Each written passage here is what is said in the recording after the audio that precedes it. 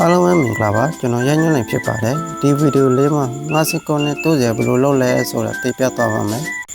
ငါးစကောတော့ဖို့အတွက်ကိုကငါးကိုရင်ကင်ရပါမယ်ဒီငါးကတဝက်လုံးလငါးလို့ခေါ်ပါတယ်ခင်ဗျာငါးကိုခုလိုကြီးကိုခွာပြလို့ရှိရင်ဗိတ်သားလေးလေးငါးကောင်းကိုလည်းဖြတ်ပြပါတယ်ခင်ဗျာ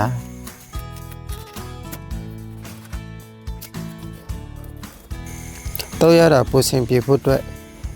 ရိုးကိုထောက်ရပါမယ်ခင်ဗျာခုလိုဖီလီပုံစံလုပ်ပြီးတော့လက်ရိုးထောက်ရပါတယ်ခင်ဗျာ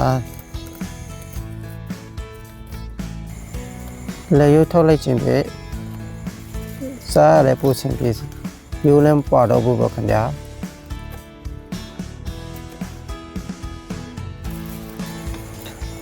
လက်ရိုးတွေအကုန်လုံးထုတ်ပြီးရင်ငါးသားလေးကိုပွားပွားလေးလှီးပါတယ်ခင်ဗျာတချို့တွေကတော့လုံးစင်ကြပါတယ်ခင်ဗျာကျွန်တော်တို့ကတော့ပွားပွားလေးလှီးရတာလှီးပြီးစားရတာပိုပြီးကြိုက်လို့ပါခင်ဗျာခုလိုငါးစကောတော့ကိုကျွန်တော်တို့ဒဝဲလူမျိုးတွေကကျင်းနှင်းတဲ့သောစားစားတစ်ခုဖြစ်ပါတယ်ခင်ဗျာ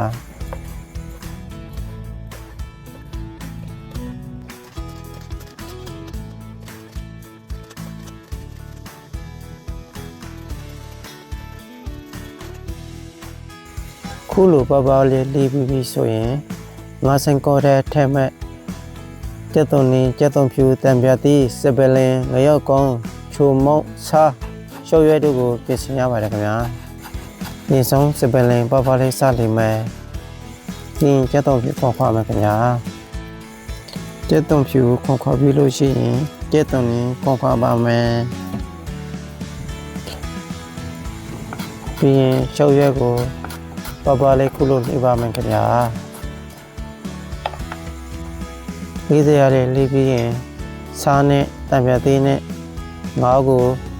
မိနစ်20လောက်စိမ်ထားရပါမယ်ခင်ဗျာခုလိုနေပြီးတော့မိနစ်20လောက်စိမ်ပေးရပါမယ်မိနစ်20စိမ်ထားတော့ကျက်သွန်ဖြူ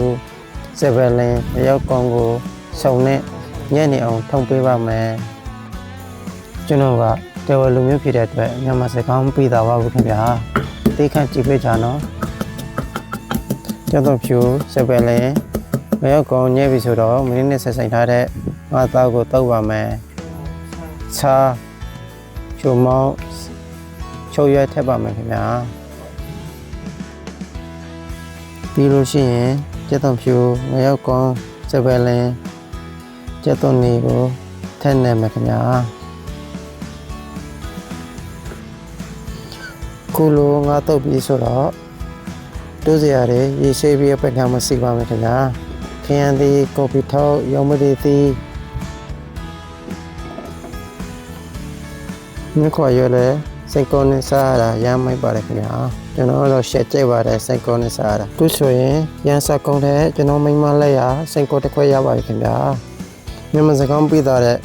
ကျွန်တော်ဗီဒီယိုသိခန့်ကြည့်ပေးပြီးဆုံးဖြတ်ကြည့်ပေးတဲ့အတွက်ကျေးဇူးတင်ပါတယ်ခင်ဗျာ